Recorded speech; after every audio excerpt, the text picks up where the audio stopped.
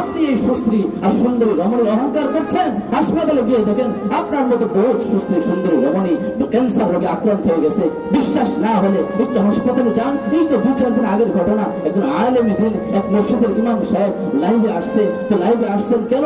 ওনার স্ত্রীর 2টা কিডনি নষ্ট হয়ে গেছে। উনি সামনে এসে কাঁদতেছেন যে কল্পনাও করি নাই জীবনে মানুষের কাছে হাত পাততে হবে, প্রতি মাসে 60,000 টাকা খরচ হচ্ছে, তার কিডনি ডায়ালাইসিস করতে হচ্ছে, আমি সাহায্য চাচ্ছি। ওনার স্ত্রীর সাক্ষাৎকার নেওয়া হলো, পর্দার সাথে উনি সাক্ষাৎকার দিল, কাঁদতে আর বারবার একই কথা বলে, আমি বাঁচতে চাই, আমার ছোট একটা বাচ্চা আছে। মা ও বোনেরা, আল্লাহ চাইলে আপনার ওরকম কোন পরিণতি করতে পারে, কিডনিটা আউট করে দিতে পারে, ক্যান্সার ঢুকাই দিতে পারে, এমন কোন রোগ ভিতরে ঢুকাই দিতে পারে, জমি বিক্রি করতে হবে, দালান কোটা শেষ হয়ে যাবে, সব সম্পত্তি উড়ে যাবে, তাও চিকিৎসার খরচ হবে না, রাস্তার ফকির হয়ে যাইতে হবে, চেহারা তো চেহারা সুন্দর সব মাটিতে খেয়ে নেবে।